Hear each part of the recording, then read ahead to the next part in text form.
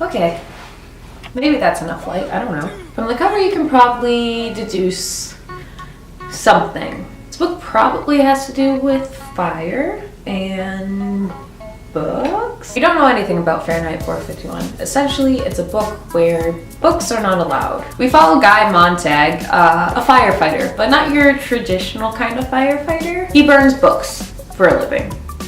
So it's a book about a firefighter who murders books. It's all about the irony, really. So why is this my favorite book? It's ironic. It makes you think.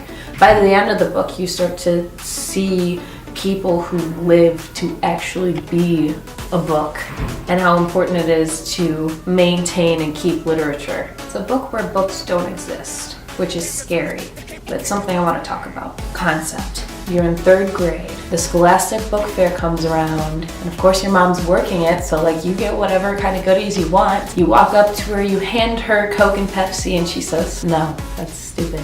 Some of you might have had a different experience, but that was my experience with it. My mom thought that it was a dumb concept. It is a dumb concept. What was the point of having a book of polls if your results weren't gonna go anywhere? You're just gonna sit there. I mean, maybe little girls had sleepovers and they like discussed their Coke and Pepsi results, but I wasn't invited to those, so I wouldn't know. Now we have this thing called Twitter polls.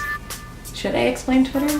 No, you guys probably know what Twitter is. Seriously, I'm not gonna explain Twitter to you. Now we have Twitter polls, which is awesome because you can say, what kind of pizza do you like? Interactive, it's cool, it's something to do. I mean, some of the polls are, should I do my homework? And both the answers are no. But you know what? You still vote anyway because you like pushing buttons. That's how we are. Participation culture at its best. There's a direction to this video, I promise. My point is, what happens when we stop buying these precious pages in exchange for an ebook? Ebooks can be really cool. I'm not gonna say they're not. My mom prefers reading on ebook. But I mean, why wouldn't you want an ebook? Lightweight, the books are cheaper. You can get all those classics for free, I'm pretty sure, at most 99 cents. It's economically friendly. Really, I mean, it is, but that's not what I was trying to say. It's eco-friendly, and I mean, you can use it on any platform. You can use it on this stupid cracked iPad that you've had for 4 years. You can use it on your actual Kindle Fire. Is that what they're called?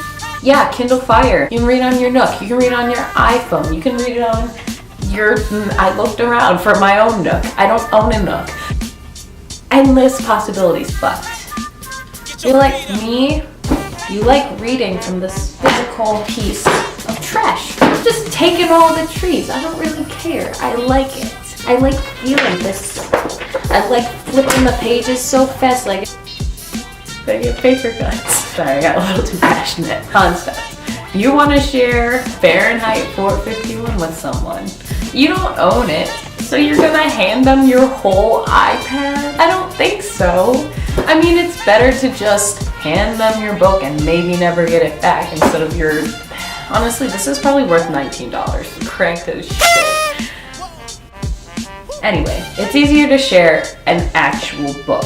It's proven science that your touch and vision receptors are like freaking out every single time you read a physical book. So you get to see the progress you make as you flip through the pages and it thins out. There's something about it. I mean, imagine as a kid sitting with your mom and she goes to get ready. I keep bringing up my mom. My dad read me all my stories. You're sitting with your dad. You're sitting with anyone. You're reading a picture book. And imagine like not flipping the pages. Imagine just scrolling on an iPad. That's not the same. That's not fun. There are cons to everything. Apparently, ebooks are really bad to read before you go to sleep. It has a negative impact on your sleep. It keeps you awake at night just from like the glare of a screen. According to a Harvard study, if the ebook was light emitting, it took participants an average of 10 minutes longer to fall asleep than those who read physical books instead.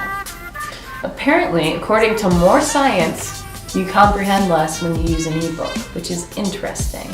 I think that goes back to what I said about touch and vision receptors. You don't have as much of an emotional connection to it. Ebooks take away bookstores. So imagine not having that physical front anymore. Imagine not having that old book smell, those tall shelves around you that just engulf you, and then you're like, where's my mom?